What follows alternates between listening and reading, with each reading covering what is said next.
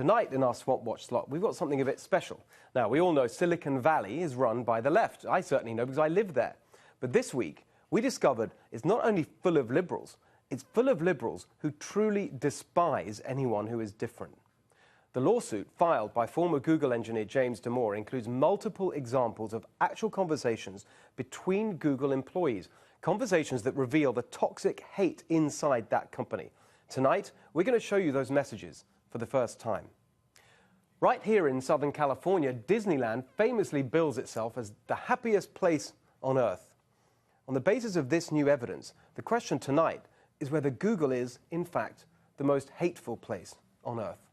We took a close look at the paperwork in this week's lawsuit and found truly shocking examples of hateful treatment and deeply held contempt for anyone who dares question the liberal elite worldview.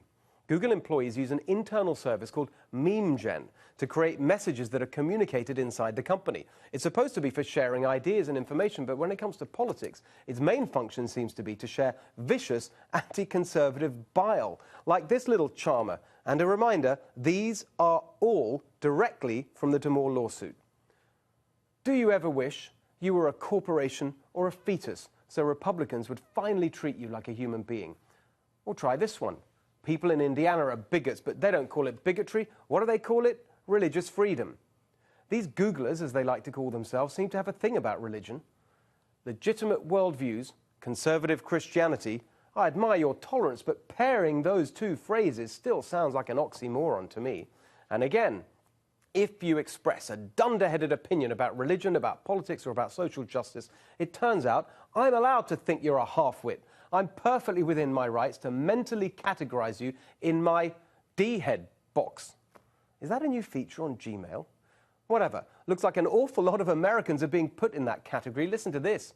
A majority of people who identify themselves as Republicans also believe the Earth is 10,000 years old. Therefore, by logical deduction, I personally believe that a majority of self-identified Republicans can be placed in the bucket category of idiots or uneducated, and I'm not afraid to say it. A bucket of idiots, eh? Remind you of anyone? Oh yes, here we go. I think of all Trump supporters are deplorable for backing an openly racist candidate. But that's none of my business. Well, at least that person's right about that. Didn't stop the Google anti-Trump onslaught, though. I'm just going to remind everyone that some of the people who work at Google voted for Trump. Unfortunately, that puts them at odds with basic human decency. Well, of course it does, if you're at Google. After all, quote, the choice to be a Republican is the choice to align yourself with a white supremacist, xenophobic regime. And as everyone knows, America First is a slogan for American Nazis.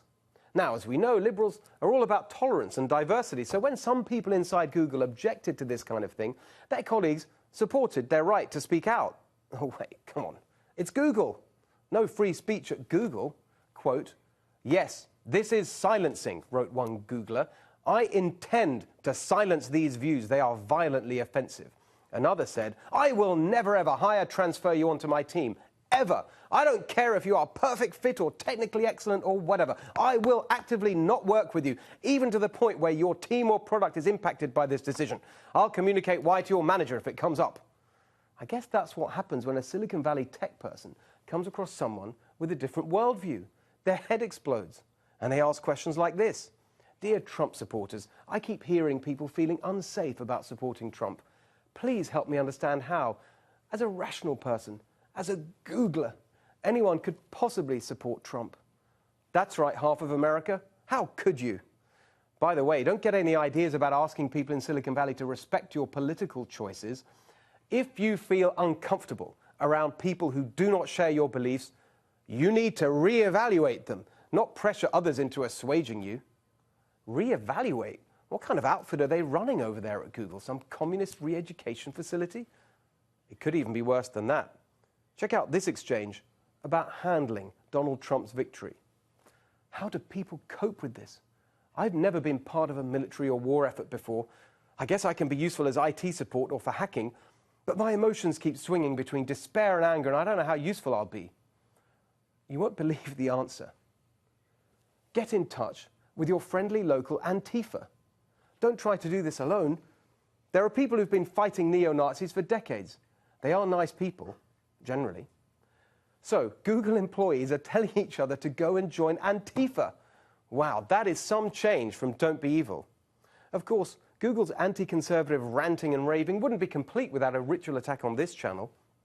If I wanted to work somewhere where white nationalists, racists, climate deniers and misogynists were supported as viewpoints worthy of protection, I'd find a job at Fox News or in the Trump administration. Oh, really? Well, thanks for letting us know. What a bunch of hate-filled bigots seem to work at Google. And it's something we should all be concerned about. Look at this typically condescending comment. Never underestimate the power of stupid people in large groups. Well, here's my version of that meme. Never underestimate the power of hateful people in large tech companies. Because the serious point about all this is that the contempt for conservatives inside Google translates into real discrimination and harm outside Google. Think about it. How many times a day do you do a simple Google search? Those instant results you get back are generated by algorithms. Algorithms written by people. People who are overwhelmingly liberal. And as we've seen tonight, hateful.